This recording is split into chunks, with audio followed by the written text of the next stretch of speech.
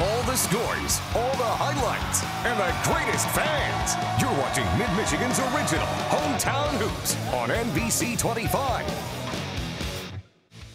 Hello and welcome to week 3 of Hometown Hoops. I'm Corey Kopic, and once again we have a fine show for you tonight.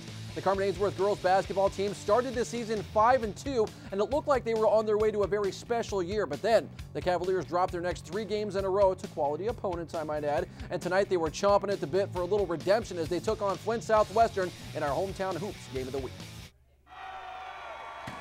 Before the game started, Carman-Ainsworth head coach Lance Bolil told me that if his team doesn't beat themselves, they can play with anyone, and tonight they did not beat themselves. Shakara Johnson scores off the inbounds play. The Cavalier lead was up to 20 in the second half. Minutes later, same spot, similar results. Sidney McDonald scores off the inbounds pass, and at that point the rout was on. Southwestern, however, wasn't going to go away quietly. Alexis Lewis gets in amongst the trees for the tough lay-in here, and then later in the quarter, the Cavs want to get out and run. Harmony Williams, oh, just kidding, that's Natalia Kincaid showing off some special moves as she scores. And Carman-Ainsworth blows the doors off the Knights tonight, 66-38. In boys basketball, a rematch of last year's regional final as Grand Blanc hosts KLAA rival Howell. The Highlanders lead by 5 at the half, and they come out shooting in the third. Jake Wendell for 3. That keeps Howell up by 3. We're going to jump ahead to the fourth quarter now. The Bobcats clawing their way back into this game, working it inside to Brian Pollard. He dribbles and finishes with a hook. The Cats were up 3. And more Cats. This time, Trayvon Avery. We know that name. He pulls up with the off-balance jumper and draws the foul. Grand Blanc goes up by 5. Howell not going away yet. We're tied at 56. DJ Collette with the 3-ball from the wing, and it's good. The Highlanders are up by 3. This game goes back and forth. Grand Blanc ends up winning in the end, 65-61. Back to girls basketball we go. Clio was hosting Kersley in a league matchup tonight. We're going to pick this game up in the first half. The Mustangs get it to Michaela Dewar, who pulls up for the jumper at the top of the key, and Clio goes up by 3. Kersley would answer, however. Brandy Morgan with a 3 from the wing. That's good. Yellow Jackets take a 1-point lead after the first. On to the second quarter we go. More Morgan. This time she's going to put the ball on the floor. Eventually, there we go. She's going to put the ball on the floor. Take it to the rack hard. She hits a pretty floater. Kersley goes up by 3. Clio comes back. Dewar to Trista Getz on the inbounds pass. She lays it in. The Mustangs are down by 3, but Clio too much. Madison Hankins with a jumper. The Mustangs would go on to win 62-49, your final score. In boys basketball, St. Louis was at MLS tonight. MLS is off to a terrific start. We're in the first period. Lane Sherwood gets it to Eddie Jackson after Eddie Jackson cleans up the mess from Lane Sherwood. And then Casey Williams was on fire tonight. He hits the breakaway layup. Look at the sophomore go. The Cards are up by 9. Then John Sherwood takes advantage. He gets open inside, and he hits the little layup, and then it was Ben Berger's turn for a layup of his own. He takes it hard to the hole, and he scores. And then Grant Perry would fire a 3-pointer, and that's going to be good.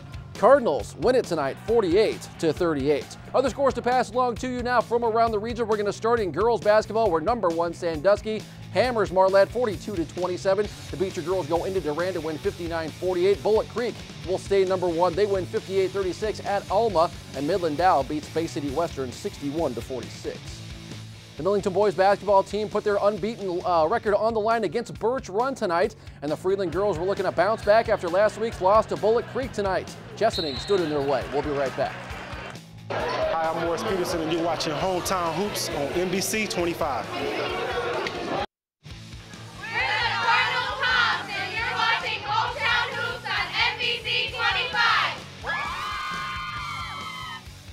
Welcome back. The Freeland girls basketball team is easily one of the best programs in the state, and this year's team is no different. The Falcons opened up the year with a loss to Midland before ripping off 6 wins in their next 7 games.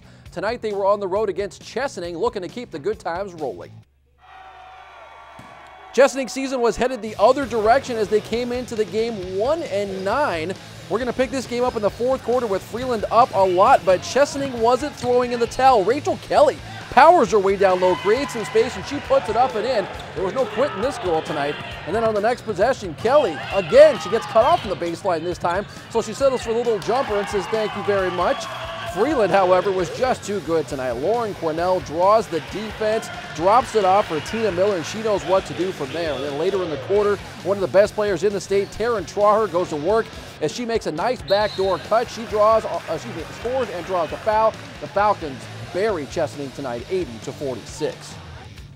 More girls basketball now. Davison was at Flint Northwestern. We're in the fourth quarter of this game.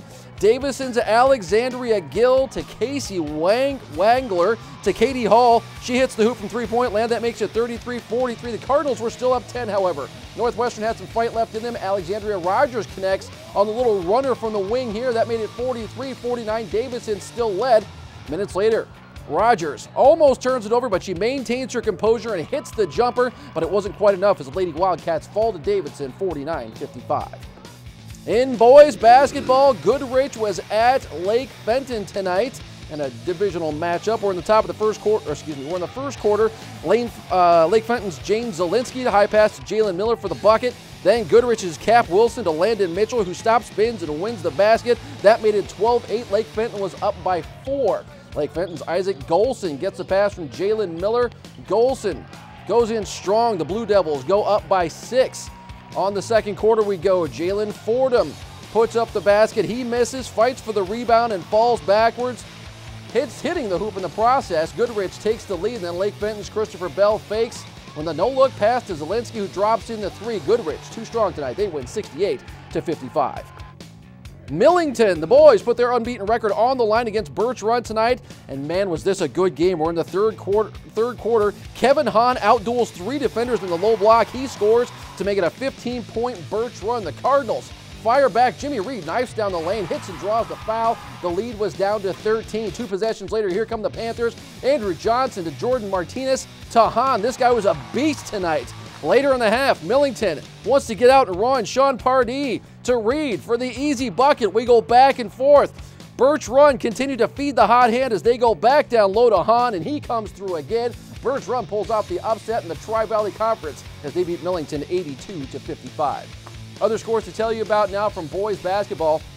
Frankenmuth has no problem with Otisville Lakeville Memorial. They win 57-25. Fenton goes on the road and beats Linden 45-40. Saginaw Heritage falls to Saginaw at home in a crosstown rivalry game 66-56. And Harrison is 3 points better than Gladwin. They win 56-53. Well, thank you so much for joining us tonight. Be sure to join us tomorrow night and every night for more scores and highlights from around the region. Have a good one.